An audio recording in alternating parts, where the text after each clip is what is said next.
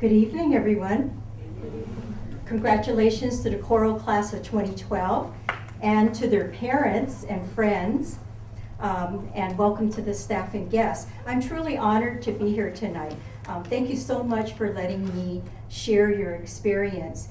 This is a time of year when high schools, colleges, and yes, even preschools have a lot of graduation ceremonies. And it's a happy time when friends and families show up for their grads. And grads typically hear words of encouragement and inspiration. Lately, this comes with a large dose of reality. It's tough going out there. The economy is poor. It's hard to find a job. In his weekly blog, former Secretary of Labor, now UC Professor Robert Wright put it this way: "You're screwed."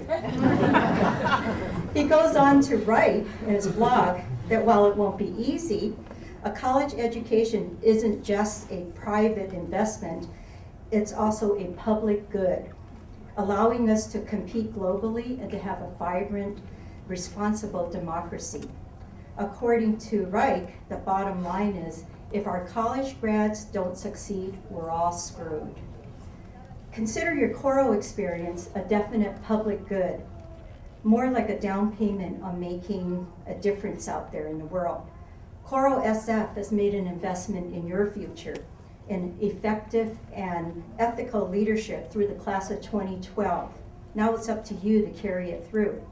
You've just completed an amazing year and are about to follow a new path, whether it's law school, grad school, the workforce, or somewhere else. As Coro graduates, the opportunity to make a meaningful and positive difference is yours. You already started on this path the second you entered the Coro doors by applying for the program and making it through many rings of fire. Congratulations, you earned it. Now don't squander your opportunity because there's so much work to be done out there, and your energy, creativity, and good ideas are absolutely needed. You know, growing up, I was never quite good enough. By that I mean I wasn't quite the well-behaved child that conformed to the norm. I knew I wasn't a bad person. I just wasn't someone who, I was just someone who ventured off the normal path from time to time. And the world was a very different place when I was growing up here in San Francisco, my hometown. The economy was okay. We baby boomers were all over the place. And people of color were just starting to gain or exercise the rights to which they were entitled by the US Constitution. It was also a time when my white teachers referred to people of Asian descent as you Oriental kids. Oriental kids who were good, polite, didn't argue back, and did as they were told. But I wasn't really clear on that message. I was a child who was a little bit naughty, who redrew the pictures when I accidentally colored outside of the lines, who questioned her teachers, who said quite a bit, got hammered down, and got right back up. And while my grades were pretty good, my citizenship marks were questionable in a couple of areas. Many times I would get the dreaded improvement needed in two areas: wise use of time, books, and materials, and respect for and obedience to authority. Okay, so I was a bit of a dreamer. I wandered and I wondered a lot in my imagination, occasionally losing track of time, always late, as I was tonight, I apologize. I didn't conform very well. I didn't like to be told what to do. I hated to hear the words no, can't, and don't, because that just made me even more determined to try it anyway. But I was certain and confident about a few things growing up, and I still am today. One, every problem has a solution or solutions. Two, things are negotiable. Three, if the lines aren't always even, well, what the heck, just redraw them. Four, it's not about how much money you have, but what you do with it and how you distribute it. Five, using your imagination always leads to creative approaches. And six, it's not about me, it's about we. At each of my job experiences in the private sector, in the nonprofit sector, and now in government, those core things that made me me have played a role.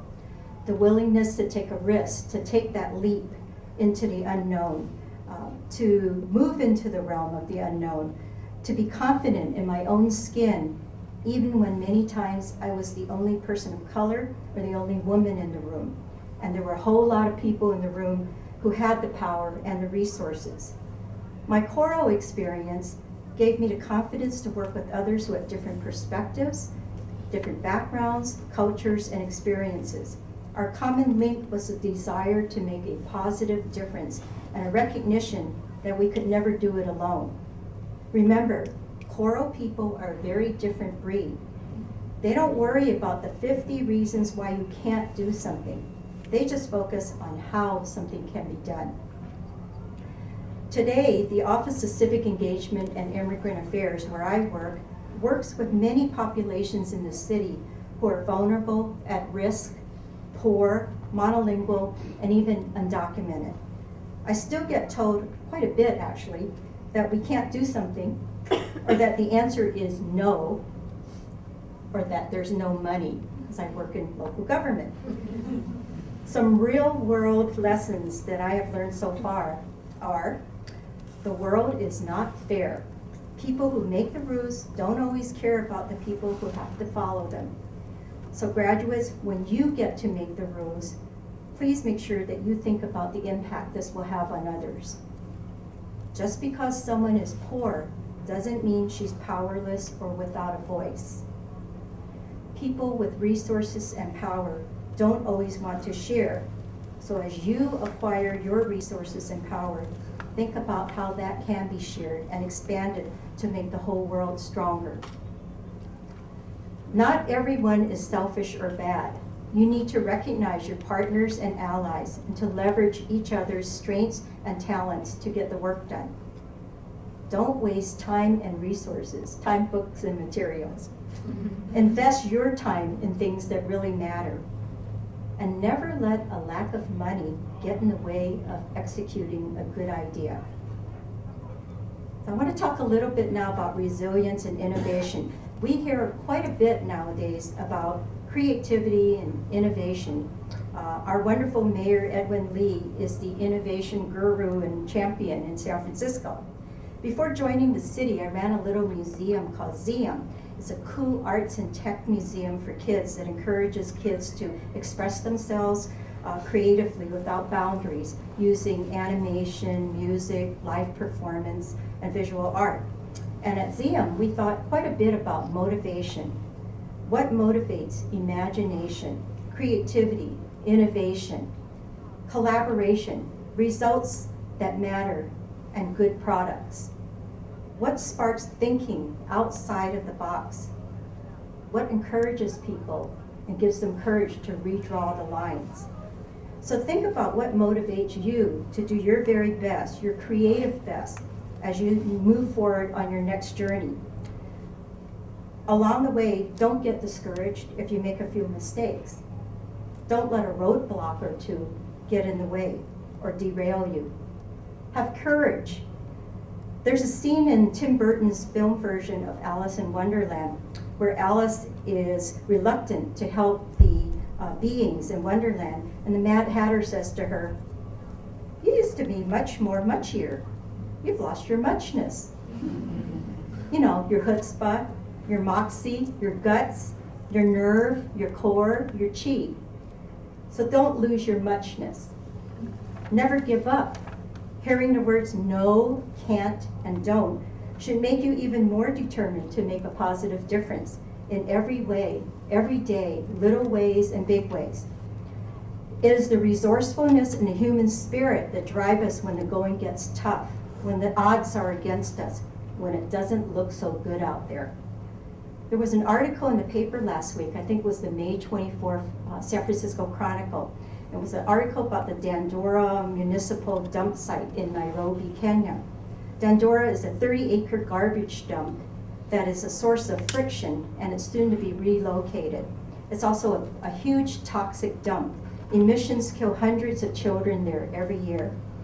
But it also is a lifeline for the poorest of the poor, for about 6,000 scavengers who root through the rotting waste of others to feed their children and to search for metal, rubber, glass, and anything else they can get their hands on and sell. The article mentions one mother of 6 who eats and feeds her children from the spoiled food from the dump. She and her family, including 5 of her young children, work the dumps every day to pay for basics. They make less than $2.50 a day under horrible, toxic, dangerous conditions. But the mother says she must persevere. Now think about yourselves as very privileged, talented, educated, and highly trained individuals who live in this great nation. You have the power and the tools to make the difference and make the world a better place for others. You don't have a moment to waste. But along the way, don't forget to dream and to let your imagination fly. Don't get caught up in the righteousness of the oppressed or the oppressors. Create and dream without boundaries. Then develop the discipline to make those dreams reality. And along the way, don't forget to play a little, laugh and sing along the way, to find unbound joy in your work. And don't be embarrassed if once in a while you make a mistake or do something totally goofy. So I heard you earlier talk about your Coro judging day. I guess that was a pretty memorable day for you. Not only stressful, but memorable. And of course, who would forget the first experience? You're told to bring something of significance, an object of significance. You walk into the room, there's 100 people staring at you, and you have 1 minute to talk about it. Before you get started, somebody says, "Time's up." That happened to quite a few, and I was one of those scrutinizing judges sitting in the audience, as Alejandra puts it. So today I brought something to share with you. This is my object. So my office staffs the Immigrant Rights Commission, and we have regular meetings with our commissioners. And a couple of weeks ago, Professor Bill Ong-Hing, who's a nationally renowned legal scholar, he's an author and an immigration expert, arrived early to run his first meeting as the new chair of the commission. And the conference room is connected, as you fellows know, is connected to my office. So I thought I'd just pop in and say hello to him. Forgetting that earlier, I had tried to fix a little hair malfunction. So without skipping a beat, Professor Hing said, "Hi, Adrian. By the way, there's a purple curler in your hair." So here's my significant object, a little purple curler. It's a reminder to myself that when I get so caught up in my work, rushing around to try to get 10 things done all at once, I might just overlook a few things. So congratulations to all of you. This is a wonderful occasion. It's a major accomplishment, and I'm sure even more satisfying than that day more than a year ago when you made it through the Coro Fellows Judging Day. And thank you again for allowing me to join you tonight. This is just a wonderful celebration of your accomplishments. Enjoy your family and friends. And in the Coro tradition, I have one last word for you tonight. The word is yes. Thank you very much.